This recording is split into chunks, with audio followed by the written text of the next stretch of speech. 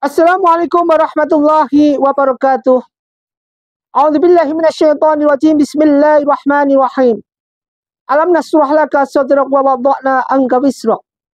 Alladzi anqadha dhahrak wa rafa'na laka dzikrak. Fa inna ma'al usri yusra, inna ma'al usri yusra.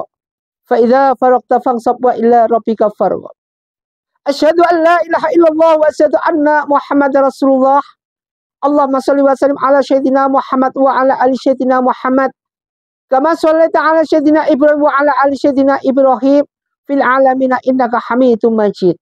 Shadaqal wa'adim, shadaqu ala Rasulillah sallallahu alaihi wasallam. Pertama, mari kita panjatkan rasa puji syukur kita pada Allah Subhanahu wa taala.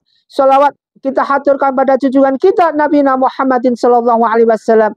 Mudah-mudahan kita jadikan hamba Allah husnul khatimah, umat baginda Rasulullah sallallahu alaihi wasallam yang dicintai. Ma'asyiral muslimin muslimat jamaah pencerahan bimbingan amal yang Ustaz muliakan. Dalam segi perkara dalam suatu kehidupan, berbagai macam perkara dalam jenis-jenis kehidupan, satunya perkara sudah terselesaikan, beberapa perkara muncul lagi, 5 perkara terselesaikan, 10 perkara muncul lagi, begitu seterusnya suatu hal yang ada di kehidupan ini. Maka dari itu bentengin diri kita dengan iman, karena apa? Karena dengan kekuatan iman ini nanti akan bisa memberikan suatu perlindungan yang luar biasa dari segala gigitan-gigitan yang dinuansai iblis. Perbaiki 4 perkara ini dalam hidupmu atau hidup kita jika kita ingin benar-benar takwa pada Allah Subhanahu wa taala. Benar-benar taqwa kepada Allah Subhanahu wa taala. Apakah 4 perkara ini yang dalam hidup kita? Jadi 4 perkara dalam hidupmu, dalam hidup antum semua ini apa saja? Jika dirimu diuji dengan syahwat dan nafsu, maka periksalah sholatmu. Jadi jika dirimu diuji dengan syahwat, tahu sendiri bagaimana syahwat, bagaimana nafsu itu sendiri, tidak pernah bisa dikekang. Ketika sudah melonjak, seketika dia sudah nafsunya tumbuh dengan sendirinya, dengan kuatnya, maka lepaslah iman itu. Salah satu contoh, di saat birahi muncak-muncaknya, lepaslah iman itu, udah tidak ingat lagi pada Allah. Karena apa? Didominan dengan kegiatan-kegiatan iblis yang akan menjerumuskan kita. Peluang untuk berbuat zina besar sekali, sehingga melupakan, menghalalkan segala cara, melupakan suatu hal yang syah, dan menjalankan segala sesuatu yang termasuk dalam kategori waqal ja'al haqu wa zaqal batil innal batila kana zahuqa. Ini perkara yang pertama dari diri kita. Yang kedua, jika dirimu merasa tidak tenang dan keras hati, dalam hati kita keras, maka periksalah hubunganmu dan bakti kepada orang tuamu. Kita periksa bagaimana kita sama orang tua, bagaimana taklimnya kepada orang tua, aturan-aturan apa yang diizinkan dan aturan-aturan apa yang tidak diizinkan. Wal asri innal insana lafi khusrin, sesungguhnya manusia hidup ini dalam keadaan rugi, illal ladzina amanu wa amilus solihati wa tawassaw bil haqqi wa tawassaw bis sabr. Kecuali orang beriman, amal soleh, dan orang yang sabar senantiasa bisa pegang amanah.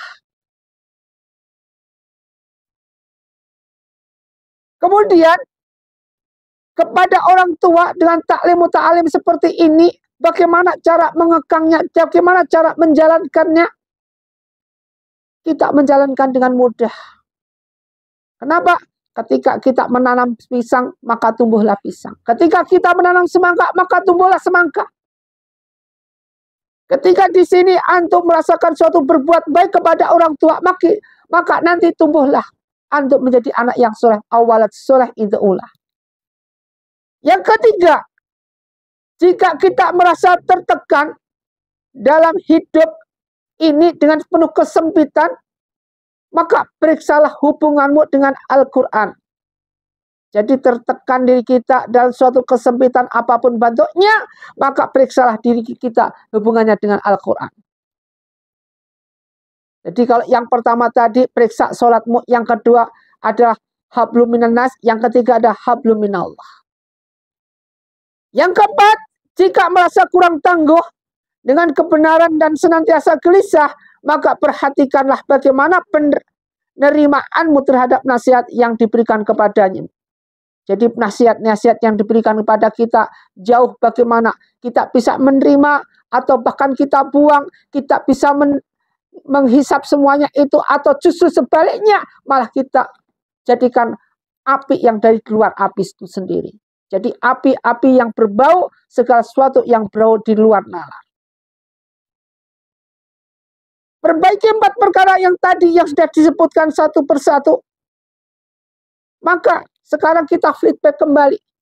Kita periksa diri kita sendiri. Bagaimana diri kita nanti? Apakah kita senantiasa membaur dengan kegiatan-kegiatan iblis yang ada seperti sekarang ini? Senantiasa kita lupakan sholat, senantiasa kita tidak pernah zakat, senantiasa kita tidak pernah bersedekah. Ketika dimintai sedekah, ketika ada orang minta sedekah, ngoyeng kita, ngomel kita, gerudil hati kita. Ketika orang datang minta bersedekah, justru kita caci maki mereka. Tidak peduli apa yang terjadi. Ketika ada orang tua, seorang gembel minta-minta pun malah antum lempar dengan air. Hal-hal semacam ini, marilah kita kaji ulang. Kita jadikan diri kita senantiasa menjadi hamba Allah yang sholatnya ikhlas, ridho karena Allah.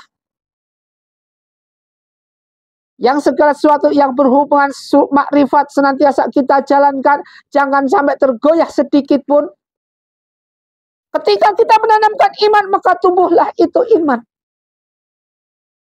Tumbuhlah iman yang bagus, iman yang kuat, kokoh, kemudian merasuk dalam tubuh kita. Iman seperti inilah al-imanu atu'minu billahi wal malaikati wa kutubihi wa rasuli. Masyarul muslimin muslimat jamaah pencerahan bimbingan amal yang Ustaz muliakan. Maka dari itu, jadikanlah kita menjadi hamba Allah yang punya momen tersendiri. Momen yang spektakuler, yang bagus. Di dalam menghadapi segala kehidupan yang berhubungan dengan perkara-perkara yang ada di dunia ini. Semoga bermanfaat apa yang kita kaji. Hasbunallah, hasbuminan nas. Hasbunallah wa ni'mal wakil, ni'mal maula wa ni'man nasir, wala haula wala quwata illa billahil aliyil azim. Mudah-mudahan bermanfaat apa yang kita kaji. Usikum wa nafsi bittaqwallah. Wassalamualaikum warahmatullahi wabarakatuh.